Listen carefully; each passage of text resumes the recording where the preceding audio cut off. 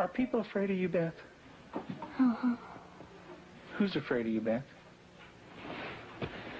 John. Your brother. And what is your brother, why is your brother afraid of you? Because I hurt him so much. Mm-hmm. Okay. And what, at nighttime, what do your parents do to your door? Lock it shut. Why do they lock it shut? Because they don't want me to hurt John. Right. And they're kind of afraid of hurting John? Of you hurting John? Mm-hmm. Okay. Are they afraid that you might hurt them? Yep. Would you, Beth? Mm-hmm. When would you do it? Nighttime. Okay. Why would you do nighttime? Because I don't like them seeing me do it. But they can feel me do it. Mm-hmm. And what would you do to them, Beth? Stab them. Okay. What would you stab them with? A knife. The program you are about to see was compiled from the actual therapy tapes of Dr. Ken McGidd, a clinical psychologist specializing in the treatment of severely abused children. Children so traumatized in the first years of life that they do not bond with other people. They are children who cannot love or accept love. Children without conscience who can hurt or even kill without remorse. This film shows the devastating effects of abuse on a child. It also shows that victims can be helped. It is the story of a 6.5-year-old girl named Beth. Do you ever stick pins in people? Mm-hmm. Who? My brother. Okay. Do you do it a little bit or a lot? A lot. Okay. And what are you trying to do to your brother? Kill him. Why do you want your brother to die? Because I was hurt so bad, and I don't want to be around people. Okay. Who else would you like to stick pins into? Mommy and Daddy. What would you like to have happen to them? Die. Jesus could have lived to save Israel, yet he chose to die to save the world. Tim is the minister of a small Methodist church in the South. He and his wife Julie have been married for 12 years. Unable to have children of their own, they decided to adopt. In February of 1984, they received a call from the Department of Social Services telling them they had 2 children available for adoption. They were told that Beth, 19 months old, and her brother Jonathan, 7 months old, were normal and healthy. We did not need children to make our lives complete. We felt secure in ourselves and secure in our relationship, but we wanted to share that with somebody else. And we felt like we had a lot to pass on to a child, and that was what we really wanted to do. And when the phone call came, it was like, at last it's here. It seemed like a miracle. It had happened so quick. We'd heard of couples having to wait 5, 10 years on a child, and here we had 2 young children. It was like the answer to our dream. Their dream became a nightmare when they realized that Beth and Jonathan had severe emotional problems. We had the kids with us, Beth and her younger brother John, for probably a couple of months until we began to learn something about their background and their past. And when we learned it, some things seemed to fall in place about her behavior and John's behavior.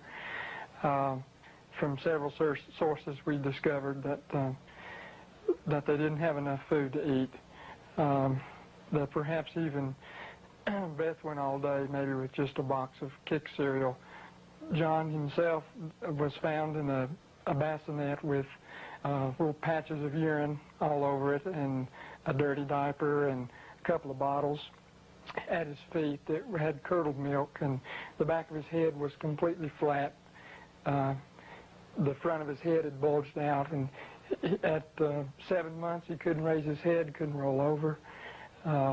He was just had no stimulation, and we think perhaps that had happened to Beth, and it wasn't very long until she began showing some signs of perhaps even some abuse. There was a nightmare that she had, and the nightmare was about a man who was falling on her and hurting her with a part of himself. Tell me about your birth father. What was that nightmare like? When he touched my vaginas Okay. until it bled, hurt it a lot until it bled, and wouldn't feed me a lot. He'd hit on me, wouldn't be very nice to me. How old were you? 1. And in your nightmare, what happens? I get real scared. Where are you in the nightmare? What happens in the dream? I'm in the house, upstairs. And then what happens then? When he comes upstairs and, hurts. How do you feel when you talk about this? Scared. Where's your birth father? What's he doing? He's right there, and there's his hand. His hand's right there. Where? Right there. You can't hardly see it because it's green. What's it touching? My vaginas. And what is your birth father doing? Hurting it.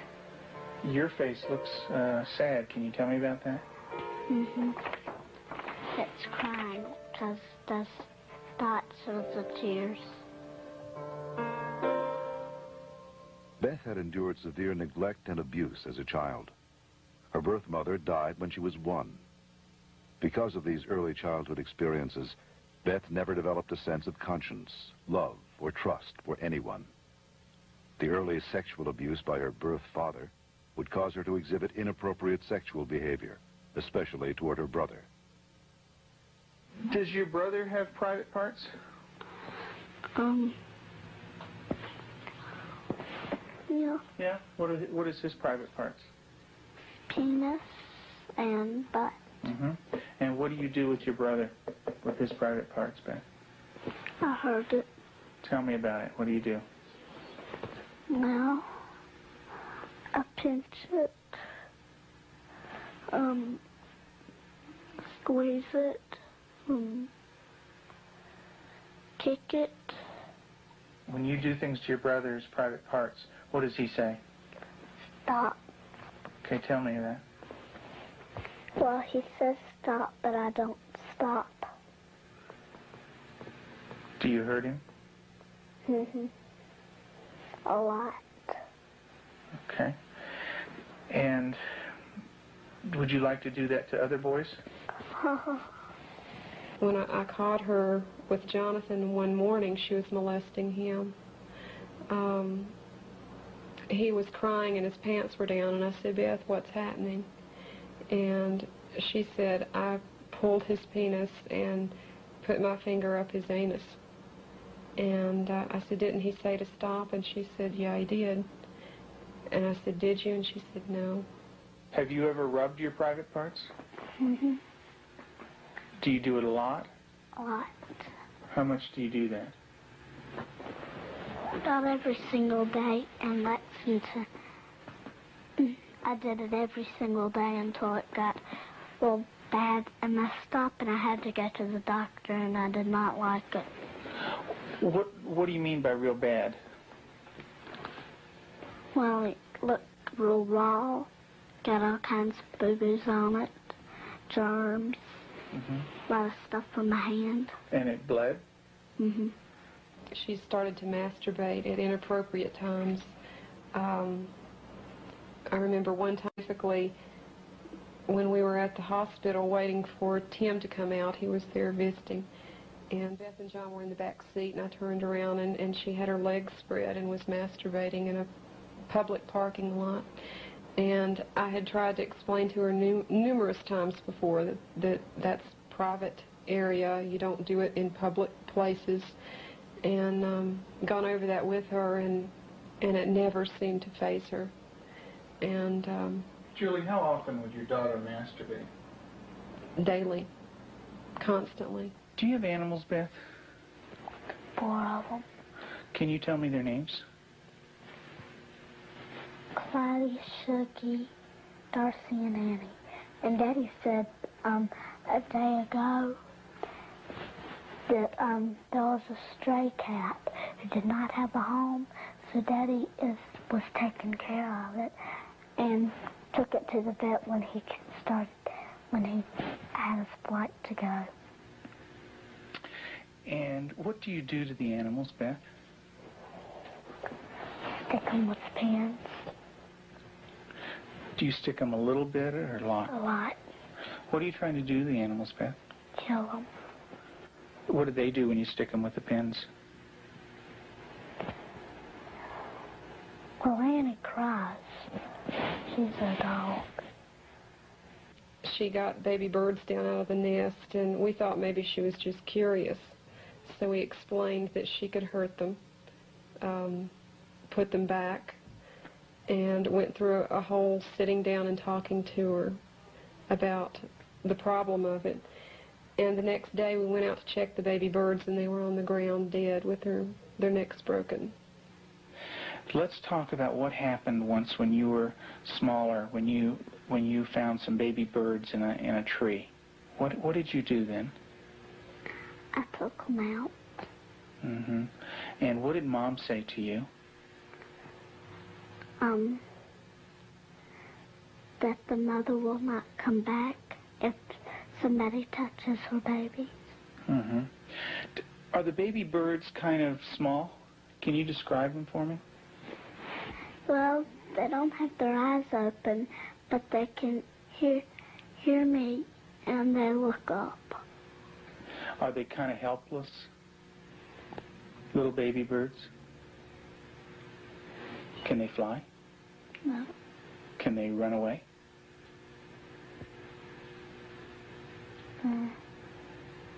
Yes. They can? Are they easy to catch or hard to catch? Hard. Yeah. Well, it's hard to remember. With the baby birds, what did you do? Took them out of the tree. And what did you do with them? Played around too rough. Also, when at the end, I picked it up and I thought it was Dad, and I came to say, Mommy, is this bird dead? And she said, she called Daddy and said, Tim, and Daddy came and, I think I remember that they said yes. Mm-hmm. And so did the little baby birds die? I don't know. You don't remember? I just remember that I remember that Mommy and Daddy said the last bird we got was dead. Mm-hmm. Do you know what Mom said to me? She said that all of them were dead. Did you squeeze them? Did Baby Beth squeeze them? You're doing a good job, honey. Go ahead and tell me what happened. I squeezed them. And what happened? They died. But this kind of aggression at our animals, and even at our brother Jonathan, was beginning to grow to such an excess that our life was miserable at home. John would cry in the mornings and say his stomach hurt. For the longest time, we thought maybe this child has some problem with his intestinal area, or maybe he has allergies, and so we tried to get all that checked out. Come to find out, Beth was coming out of her room and hitting him in the stomach. And so as a last resort, just to protect him, we had to tie our door shut. So I guess for the last 3 or 4 months now, we've had to tie her in at night, sort of barricade her. The repercussions of Beth's tragic childhood led to uncontrollable rage. Despite the love and nurturing of her adoptive parents, she took this rage out on herself, on her brother, and on them. her acts of violence became more and more cruel and frightening. Well, I noticed several, like paring knives in the kitchen, missing. And my first thought was Beth. And I felt a little guilty about it at first. I thought, nah. But I really didn't even mention it to her. They had been gone several weeks. She was sitting at the table drawing and mentioned to me, "What do those knives look like that are gone, Mom?" And I said, "What knives, Beth?" And she said, "Weren't they kind of silver and about this big?" And I knew then, and then this little smile that's not a sweet smile, but a malicious type of smile. And I knew then, I thought, she's got them. Tell me about the knives. Where did you get them? From the drawer. And where else? Do you remember? Mm-hmm. Tell me about it. I got them from the dishwasher. What kind of knives?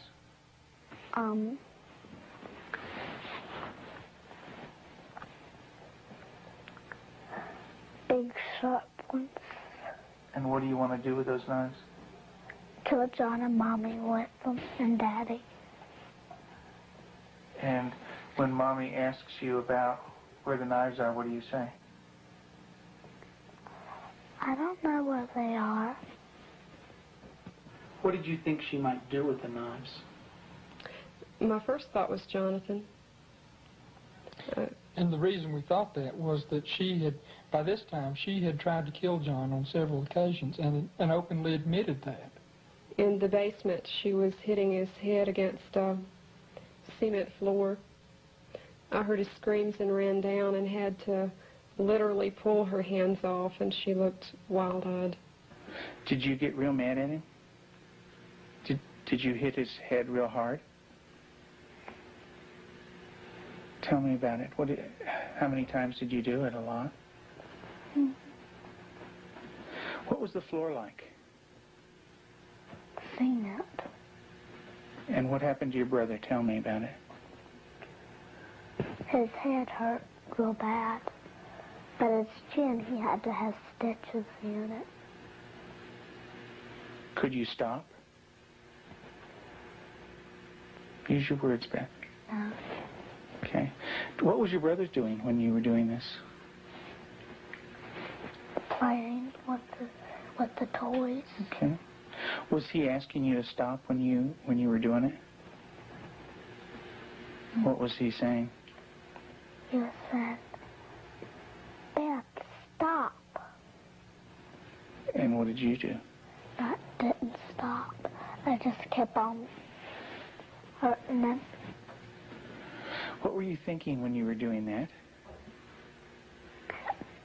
Thinking of killing him. How did you stop? What made you stop? When I heard Peter walking across the kitchen. Mm-hmm. It made me stop because I thought Mommy and Daddy would come. Okay. Did Mommy come? What did she do? She sent me to my room. Okay.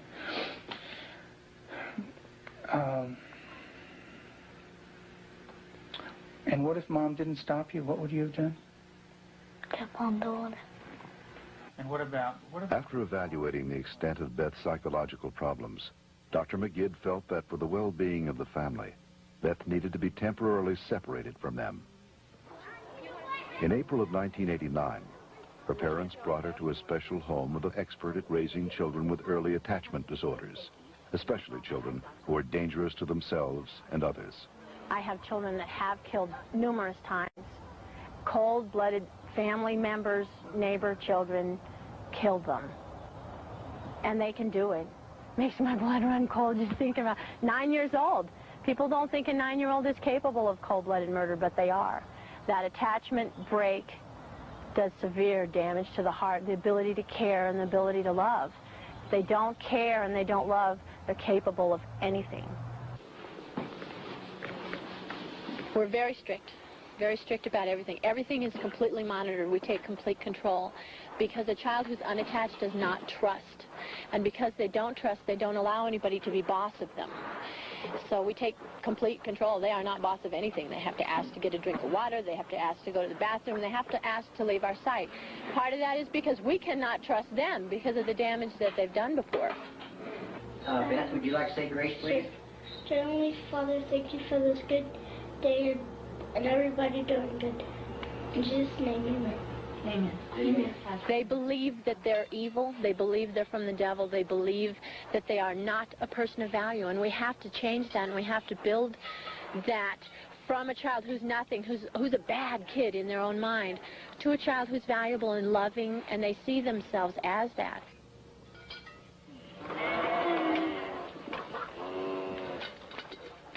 You don't have to bite this. When they do a chore well, we can say, you did a good job, you're a good worker. And then it just builds that self-esteem little by little so that they change the way that they see themselves.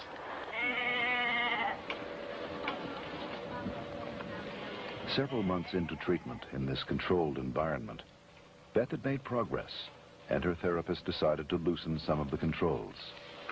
Anybody wants some more? I've seen that. Beth continued to show signs of improvement.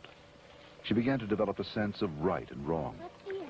She seemed to respond to affection, was more outgoing. Gosh, I don't have to like. She went to public school, made friends at the local church, and even sang in the choir. And you're going to go into Sunday school again this morning? Yeah. And get stickers? Maybe you could put one on your nose. In the years you made it clear that the time of Christ was near, though the people couldn't see what Messiah ought to be, though your word contained the plan, they just could not understand. That's Elijah? Mm-hmm. Yeah, it's a beard. See his beard.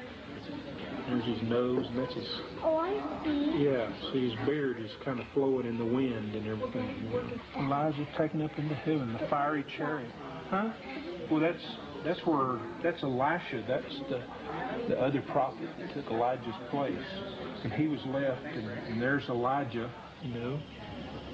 And he learned about sheep, and the Lord is my shepherd. Mm-hmm. March 3rd, you just got that yesterday, huh?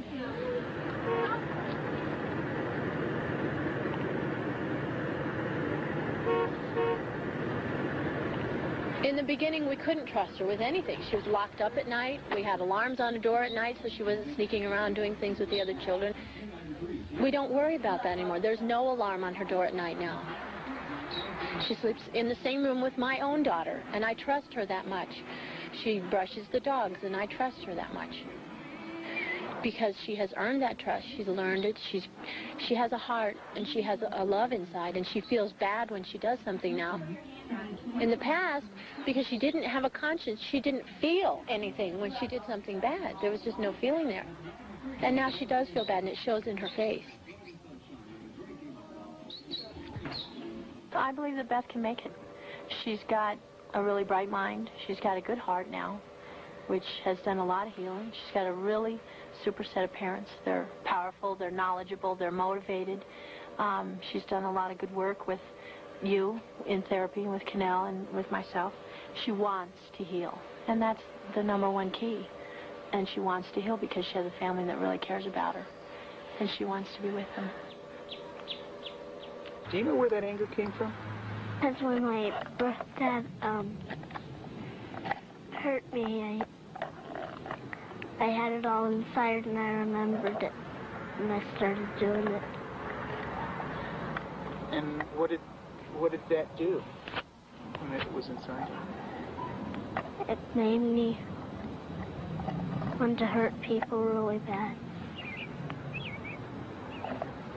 And who did you hurt? My brother, my mom and dad, and animals. And animals. Who did it hurt the most? My brother. Who did it hurt the most? Me. Why don't you tell me that? It hurt It hurt me the most. How did it hurt you the most? Because when I hurt other people, I'm hurting my good self. How do you feel right now, Beth?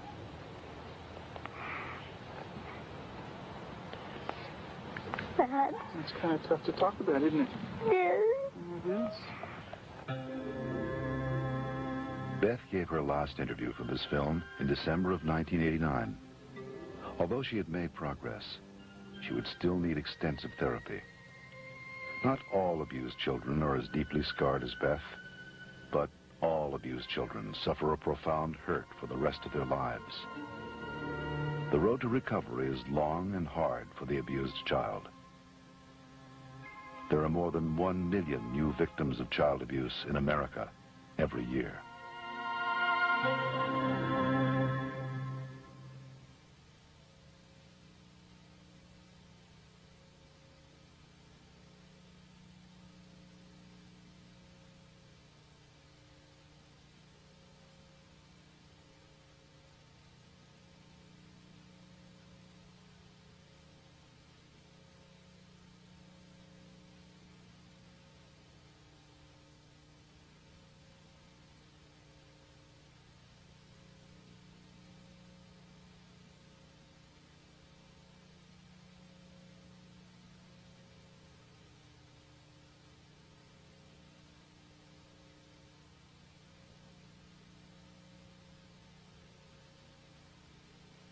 For further information on the prevention of child abuse, write the National Committee for Prevention of Child Abuse, Post Office Box 2866, HBO, Chicago, Illinois, 60